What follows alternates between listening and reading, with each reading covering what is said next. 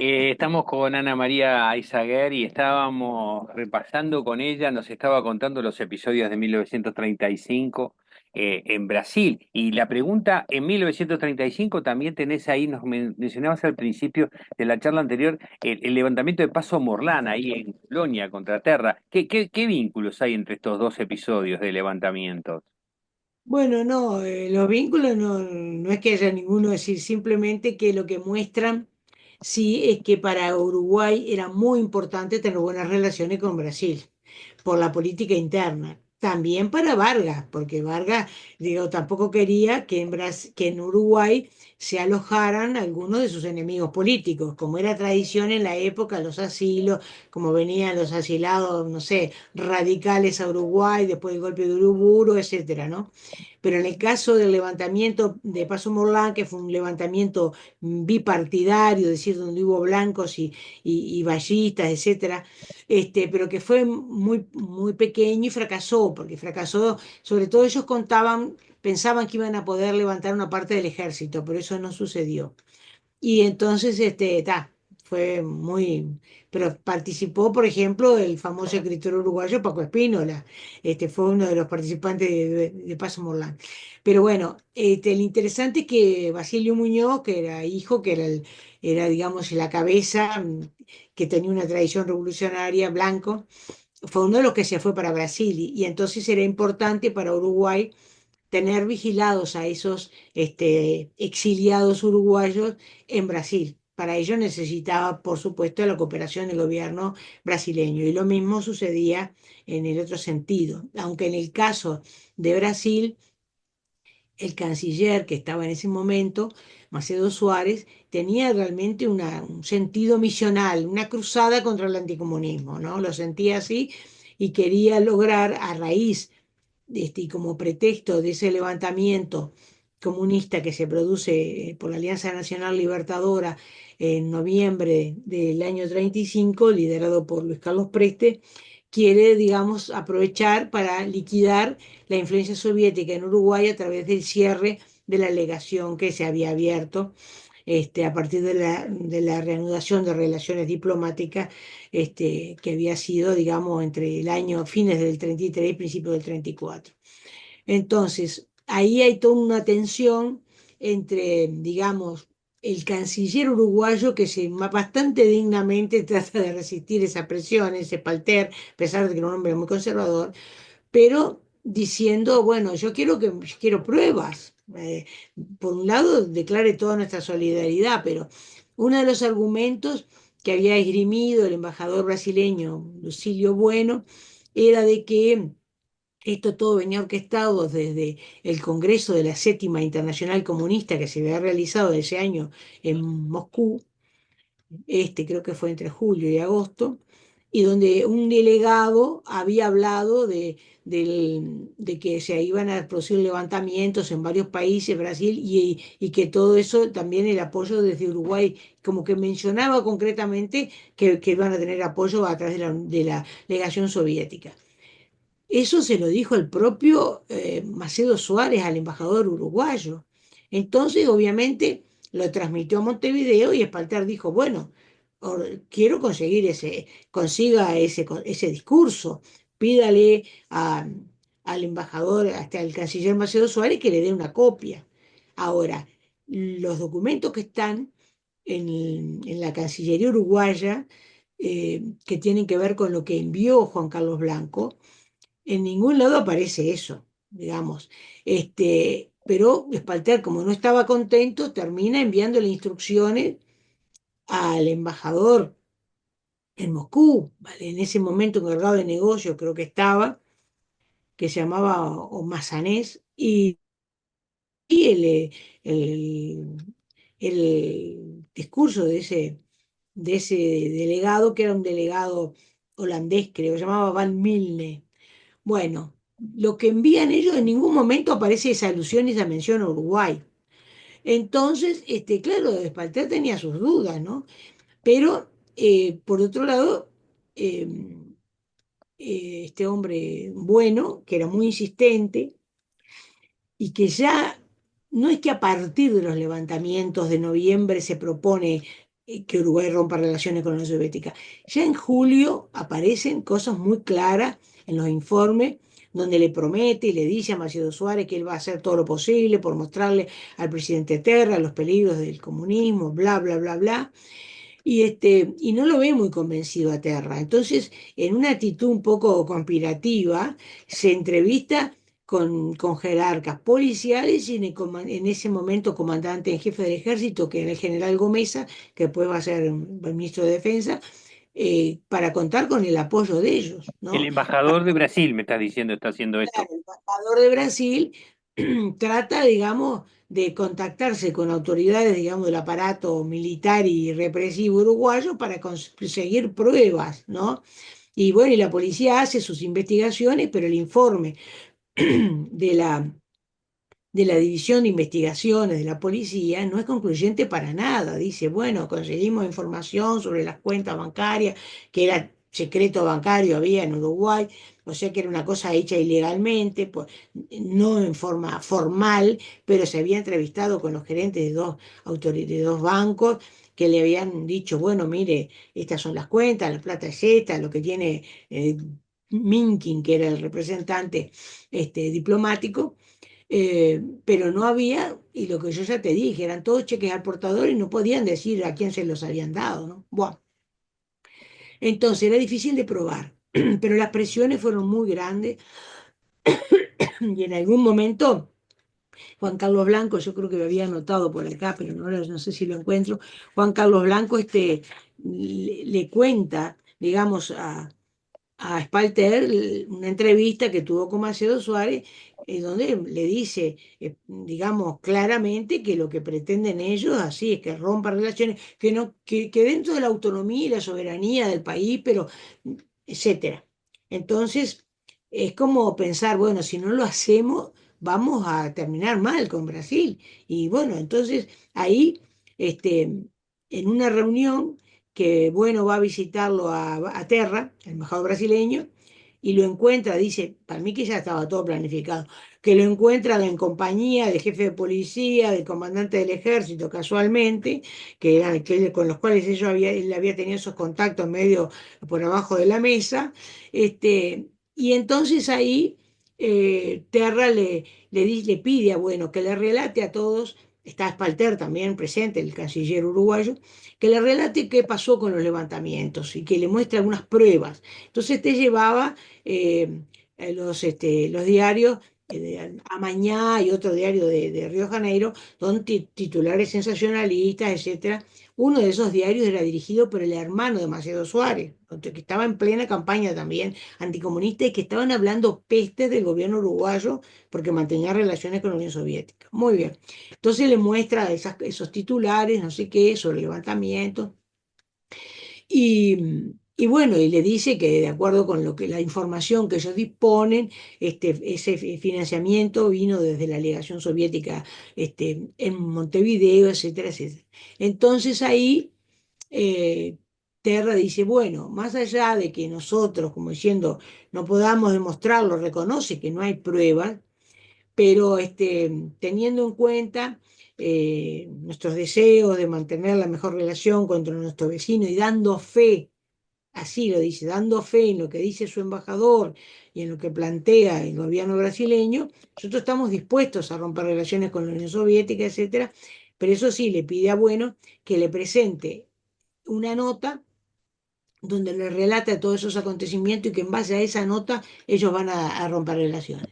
Y efectivamente, al otro día, Macedo Suárez presenta la nota y en base a eso se redacta un decreto muy cuidadosamente, porque en ningún momento se dice de que visto los hechos, no, dice que haciendo fe y confianza en la palabra digamos, del embajador y en el sentimiento de amistad, no sé cuánto, con nuestros vecinos, no sé qué, mm, Uruguay decide romper relaciones, no sé cuánto, y bueno, al otro día, ¿cómo es?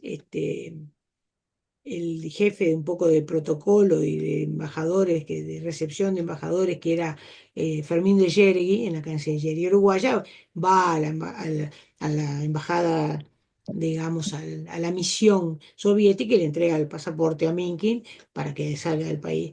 Le dan, no sé si 24 horas o algo así para que se retire. Y bueno, lo interesante es ver cómo, en base a pruebas que no existieron, la presión fue muy efectiva. Yo digo ahí que la diplomacia del anticomunismo tuvo un resonante triunfo y bueno, y acaba con la única representación diplomática soviética que había en América del Sur, al menos, ¿no? En el marco de toda esa política, digamos, de lo que había sido, digamos, apadrinada por las legaciones de Estados Unidos y de Gran Bretaña, de demostrar al gobierno uruguayo la insanía de mantener relaciones con el régimen soviético, etcétera, etcétera. Esto venía abonado ya desde bastante antes. Hay el embajador norteamericano en el año 26, Ulysses Grant Smith, este, es muy interesante alguno de sus despachos, que yo los leí, fue alguno de los que relevé en los National Archives en Washington, cómo a partir del año 26 se acentúa, porque hay como unas directivas del Departamento de Estado de empezar a vigilar. Creo que es a raíz de la apertura de la oficina de la AMTOR en Buenos Aires, ¿no? De vigilar a estos agentes comerciales, supuestamente solo comerciales, pero que en realidad son agentes, digamos, políticos soviéticos que están planificando la subversión, etcétera. Y es muy gracioso porque también coincide con el tema de la gran reacción que a nivel de la izquierda mundial tuvo los procesos contra Sacco y Vanzetti, ¿no? Los anarquistas que habían sido detenidos, que nunca se probó que tuvieran que ver con los atentados y que los mataron, ¿no? Los condenaron a muerte y los mataron en un juicio totalmente amañado, que después finalmente, en la época de que Bill Clinton era presidente, hizo como un mea culpa al gobierno estadounidense y reconoció que en realidad habían sido mal procesados y mucho peor, Un, des- digamos, que un desa- injustamente un des- ajusticiados, un ¿no? desagravio, pues. Claro, fue como un desagravio, pero hubo un movimiento muy importante a nivel mundial y también en América.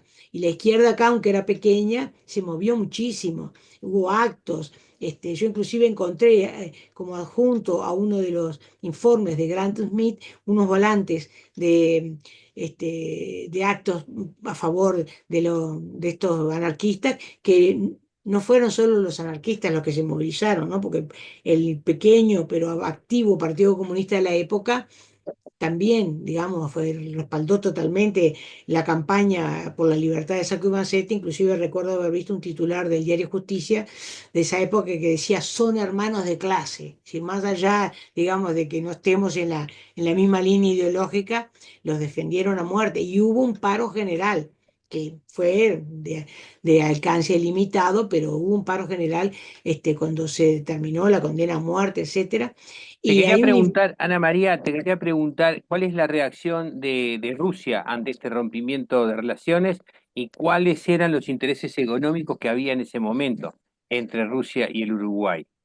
Claro, había relaciones económicas, tampoco eran cuantiosas para nada, ¿no? Ah, Pero de todas maneras, ya, digamos, en ese momento recordemos que se había creado ANCAP en el 31, de que el primer directorio había llamado a licitación, ya lo analizamos en un encuentro anterior, para la provisión de combustible ya procesado, porque todavía ANCAP no tenía la refinería y que los que habían ganado esa licitación eran los soviéticos.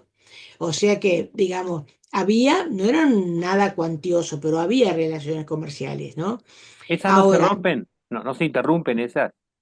bueno, sí, de hecho sí, porque, digamos, la alegación, digamos, no está, los representantes económicos, no, digo, no sé, no podría afirmarlo enteramente porque tampoco eh, tuve acceso, digamos, al contrato, capaz que siguieron por un tiempo, pero ya al iniciarse la refinería, que es en el 37, bueno, se va a firmar después un pacto con las compañías petroleras para el aprovisionamiento y el reparto del mercado, o sea que, digamos, si no desapareció totalmente, obviamente que disminuyó. El hecho es que, este, ay, me dijiste, lo La de, ¿qué reacción me de Rusia, ¿qué? No, porque hubo obviamente que Rusia lo planteó en la Sociedad de las Naciones. Digamos, la forma en que había sido hecha la ruptura no se ajustaba a las pautas de la Sociedad de las Naciones, porque ambas integraban, tanto Uruguay como la Unión Soviética, integraban la Sociedad de las Naciones. Y entonces como que no había habido un previo aviso, como que había sido todo muy, y al que le toca defender esa postura, la postura de Uruguay, es nada menos que a Guani, que va a ser después el canciller durante la Segunda Guerra Mundial, porque era de hecho, él en ese momento era embajador en París, donde estuvo muchísimos años, y bueno, y viajaba a Ginebra para las reuniones, había tenido gran participación, lo mencionamos en un encuentro anterior, en la Sociedad de las Naciones, había sido hasta presidente del Consejo de la Sociedad de las Naciones, cosas que pasa a veces con los países pequeños que, digamos, pueden tener digamos, un apoyo para, porque, digamos, es más difícil de repente que un país muy grande, por su influencia, acapare, digamos, la posición más importante, por lo menos en aquella época, ¿no? Este, y bueno, hace la defensa, y bueno, está. Y Brasil se ocupa, el gobierno de Vargas, de que los representantes de los países de América del Sur, al menos, en la Sociedad de las Naciones, apoyen a Uruguay. Es decir, es todo como una red, un tejido, digamos, que está digitado desde Río de Janeiro, no solo para romper las relaciones, que era el único país que las tenía, sino para después apoyarlo en esta situación tan complicada que había tenido, ¿no? Porque En claro, la Sociedad de Naciones, es decir, el en la apoyo de sociedad Brasil. ¿Y en qué otro Ginebra. apoyo le da Vargas a Terra en agradecimiento a este gesto? Bueno, digamos, ahí, digamos, da una nota, digamos, de agradecimiento y cambias así, como de la noche a la mañana, la postura de la prensa brasileña, que había estado diciendo, digamos, atacando furibundamente al gobierno uruguayo. A partir de ese momento son todo elogios, inclusive hay una manifestación de homenaje a Juan Carlos Blanco, pero absolutamente sorprendente, que él mismo queda absolutamente sorprendido, y yo vi los diarios, digamos, que él envía como prueba, una manifestación multitudinaria, y que digamos, lo vivan a Juan Carlos Blanco, no sé qué. Es decir, es todo obviamente orquestado por el gobierno brasileño, ¿no? Pero de hecho, ese es, digamos, eh, el fin de un, de toda una etapa que se van a reanudar las relaciones con la Unión Soviética recién en el marco de la Segunda Guerra, ¿no? En el marco del esfuerzo soviético, que contra el ataque nazi y la resistencia de Stalingrado, toda esa historia, que obviamente los partidarios antinazis en Montevideo, que era la mayor parte de la población, valoran muchísimo, se forman comisiones de solidaridad con los soldados del Ejército Rojo, etcétera. Digamos, por supuesto que atrás de eso está el Partido Comunista, aunque no es demasiado poderoso, pero es un movimiento más grande, digamos, donde yo qué sé, se junta ropa, se tejen guantes, abrigos para enviar a la Unión Soviética, comida, bueno, de todo. O sea que dura poco el rompimiento de relaciones, Da dura pocos poco, bueno, años. hasta el año 43. Ah, Había 43.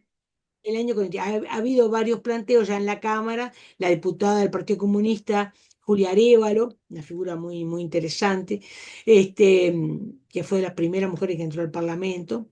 eh, Ella lo plantea reiteradamente. Hay planteos, yo encontré en la correspondencia diplomática, en el archivo de Guani, hay algún planteo de sindicatos, que obviamente tienen mayoría comunista, sindicato de la construcción, que siempre fue muy poderoso en el Uruguay, lo es hasta ahora, donde plantea que está esperando el gobierno uruguayo para volver a tener un representante diplomático en la Unión Soviética, en el marco del esfuerzo de guerra que está realizando la Unión Soviética. Y bueno, finalmente en el 43 se reanudan esas relaciones, y el gobierno de Amézaga envía como, nombra como embajador al dirigente principal del Partido Socialista Uruguayo, que era Emilio Frugoni, que había sido fundador del Partido Socialista, Lo manda como aunque, embajador a Moscú. como embajador a Moscú, aunque él tiene ¿Y qué una reacción lectura hay en muy Brasil ante crítica. esta reanudación de relaciones? ¿Brasil cómo reacciona? No sé, de No. eso no lo he estudiado, no lo he estudiado. Sí sé que, bueno, que Frugoni tuvo una lectura muy crítica, obviamente, de esa Unión Soviética estalinista. Y después cuando regresa al país, escribe un libro que es muy famoso, que se llama La Esfinge Roja, donde denuncia un poco el totalitarismo, el estalinismo, etcétera, ¿no? Pero hay algún material que está, yo no he profundizado en el tema, porque no estaba en ese momento investigando eso, pero hay en el fondo diplomático hay algunos materiales vinculados con la vida cotidiana de esa alegación uruguaya en Moscú en plena guerra, digo, está el tema de la carnet de racionamiento, los planteos, digamos, para que haya comida para el chofer de la delegación, y cosas de ese tipo, ¿no? Pero bueno, sobre eso la verdad que no te puedo decir demasiado, ¿Y ¿no? Vargas hasta cuándo dura en el poder? ¿Cómo? Getulio Vargas, ¿hasta cuándo dura? Bueno, hasta el 45. Después él va a volver en otro momento y como presidente electo y termina suicidándose, estando en el poder, en el marco de la oposición furibunda y de sus propios este, de, de la posibilidad de un golpe militar, ¿no? Es una figura muy interesante porque, digamos, su política exterior hay que recordar que pasó por dos o tres etapas. Se habla, digamos, de una etapa donde él, digamos, intenta jugar con las rivalidades entre Estados Unidos y la Alemania nazi, y entonces ahí les quiere sacar un poco a cada uno, entonces les va a comprar armas a los nazis, le quiere comprar tanto cosas y le dice a los norteamericanos, ustedes no me venden, yo le compro a los alemanes, y lo mismo con la construcción de lo que él quería hacer de los hornos y siderúrgicos, la famosa central de Volta Redonda, que necesitaba, por supuesto, apoyo tecnológico, etcétera, y que en ese marco, digamos, está oscilando entre ambas potencias todavía en el año 40. Inclusive en el año 40 tiene un discurso que pronuncia a bordo del acorazado Minas Gerais, que acá en el Uruguay preocupó muchísimo, ¿no? Porque tenía un tono de poco menos que de festejo del avance nazi, ¿no? Pero después eso va cambiando, y él mismo tuvo que sufrir el efecto de los ataques de algunos sectores nazis o fascistas, como el caso del movimiento integralista, que promovió un push para derribarlo. Atacaron la residencia de Vargas, ¿no? El Palacio Catete, y Vargas poco menos que estuvo ahí con el revólver en mano, defendiéndose, y los refuerzos que supuestamente iban a llegar no llegaban nunca, o sea que había algunos otros que estaban implicados en eso, ¿no? Finalmente llegaron la ayuda y no pasó nada. Terra Pero, también tuvo su vínculo con el gobierno nazi, ¿no?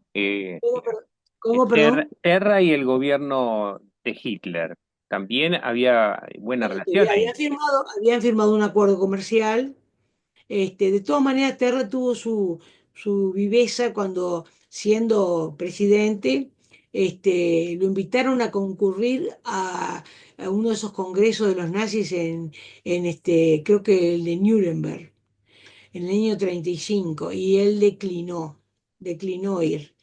Él en realidad personalmente no llegó a tener contacto con Hitler. Sí lo tuvo Charlone, su ministro de Hacienda, que en esa época era, digamos, muy pronazi, digamos, algo así, partidario a muerte de esos tratados de que se llamaron en la época de clearing y compensación, por lo cual se podía intercambiar, tipo hacer trueque, ¿no? Yo te vendo lana y carne y vos me vendés tal cosa, o no sé, ¿La te represa de pago. Rincón de Bonete tiene que ver con eso?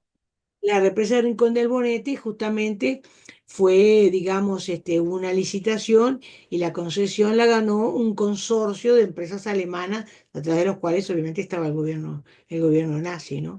Inclusive hay testimonios de los ingenieros que estaban ahí y el comedor, y había una bandera de la Cruz Gamada y cosas así. Pero fue con esa ingeniería alemana que se comenzó la obra. No se pudo terminar porque empezó la guerra y las turbinas que se habían adquirido a los alemanes no pudieron llegar, por más gestiones que realizó el gobierno uruguayo, inclusive hasta el embajador británico lo intentó a pedido del gobierno uruguayo, pero el bloqueo inglés impidió que llegaran. Y bueno, y ahí tuvieron que negociar con los estadounidenses y la que terminó, digamos, de construir la represa fue una empresa norteamericana, pero con las fuertes condiciones puestas por los Estados Unidos que decían, bueno, hasta que no salga el último alemán de Rincón del Bonete, no vamos a empezar nada, ¿no? Eso en el marco ya de la guerra, ¿no? Y la primera turbina va a empezar a funcionar en el año 45, o sea que, digamos, desde ese punto de vista, pero ya en ese momento hay que pensar que en el año 40 en el marco, digamos, de lo que había sido la ofensiva famosa, ¿no? De primavera de los alemanes, cuando acabó la guerra boba y empezaron a invadir Europa, ahí se da todo un movimiento, digamos, ya había, por supuesto, denuncias de infiltración nazi en el Uruguay, el libro de Tejera, que era un político muy conocido, Adolfo Tejera creo que era el nombre, que se llama Infiltración Nazi en Uruguay, creo que es de fines del 38. O sea que había denuncias de distintos actores políticos sobre la presencia, digamos, del partido nazi acá, que más que nada organizaba a la colectividad alemana, que era pequeña, pero bueno. El asunto es que en ese marco, en el año 40 cuando se produce todo eso, bueno, está el planteo directo el planteo central lo hace el diputado, el doctor José Pedro Cardoso, que era un psiquiatra conocido, en la época de la dictadura que fue clausurado, en la última dictadura que fue clausurado el local del Partido Socialista que se llama Casa del Pueblo, que está en el centro. Fue tapiado las puertas con bloques, todo, con ladrillo, todo.